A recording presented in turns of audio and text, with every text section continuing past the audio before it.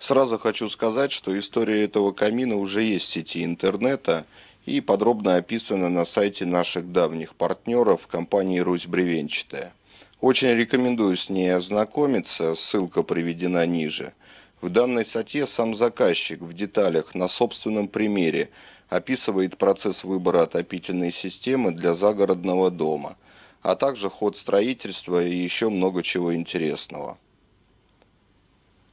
Все эти годы камин эксплуатировался, и сегодня, проезжая мимо на осмотр других объектов, я не мог не воспользоваться возможностью заехать и посмотреть, как обстоят дела. А поживает наш камин, как видите, неплохо, находится в исправном состоянии и не требует никакого вмешательства с нашей стороны. Даже есть ощущение, что установили его буквально вчера. Не буду повторяться, так как в статье все более подробно описано, но все же пару слов сказать хочется. В основе камина установлена цельнолитая чугунная топка Кэдди, мощная и проверенная временем конструкция. Камин является вспомогательным и резервным источником тепла в доме и, по словам хозяев, со своими функциями справляется прекрасно и не раз выручал, когда случались аварии с электроснабжением и необходимо было быстро обогреть весь дом. Кроме того, камин – любимец хозяев и всех гостей этого дома. Очень часто, особенно зимними вечерами, его затапливают просто для души или чтобы согреться с мороза. Хозяин любит слушать и смотреть огонь при открытых дверцах камина. По его словам, при этом он чувствует полную гармонию с его домом, ну и, конечно, с камином. Основное преимущество нашего камина – это, конечно, облицовка из талькомагнезита. Она позволяет накапливать тепло и отдает его в течение нескольких часов после окончания протопки. Мы специально задали вопрос нашему заказчику, сколько держит тепло камин после протопки. Ответ был приятен для нас. Облицовка полноценно держит тепло около 6 часов. После этого времени температура, естественно, начинает падать. Обратите внимание, друзья, внешний вид облицовки практически не изменился, и видимых следов эксплуатации нет. Это еще раз доказывает о пригодности камня талькомагнезита для теплоемких каминов.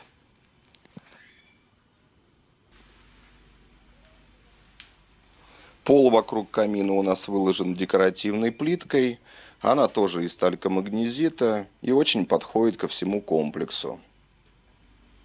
Дымоход здесь установлен керамический, компании «Шидель», и мы его облицевали плиткой из талькохлорита «Рваный камень». В камине имеются шиберные заслонки. Одна перекрывает камин, чтобы тепло не уходило в трубу после протопки, а вторая заслонка предназначена для регулировки подачи горячего воздуха на второй этаж. Этот момент очень важен для современных каминов, и я уже рекомендовал и заказчикам, и печникам обязательно устанавливать такую опцию. Давайте пройдем в смежную комнату и посмотрим на выход горячего воздуха из решетки. Здесь у нас рамка решетки и сам воздуховод обвернут каолиновой изоляцией, и поэтому видимых потемнений дерева вокруг мы не наблюдаем. Но лучше всего устанавливать негорючую рамку и решетку ставить именно вовнутрь рамки. Второй этаж, как я говорил, тоже обогревается камином, и мы сейчас и там посмотрим.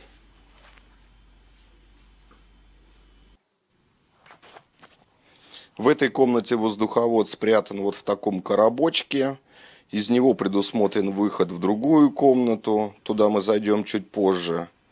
У вас, наверное, возникнет вопрос, почему имеется какая-то непонятная щель между трубой и коробом.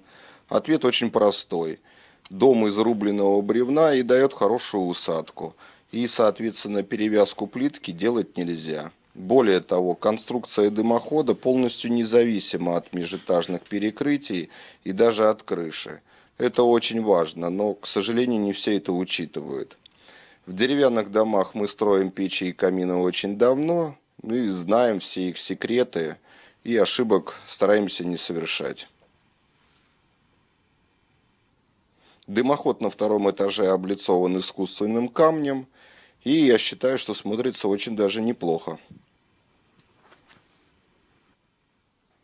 Есть дополнительная ревизионная дверца.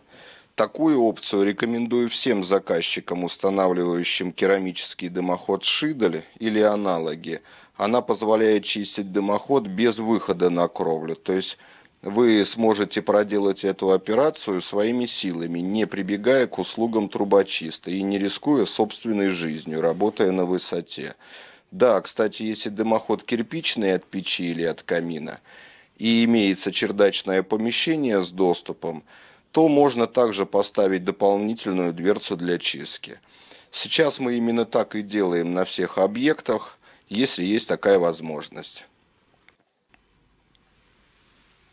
Сейчас мы находимся во второй комнате на втором этаже и видим еще одну вентиляционную решетку, из которой поступает горячий воздух от камина.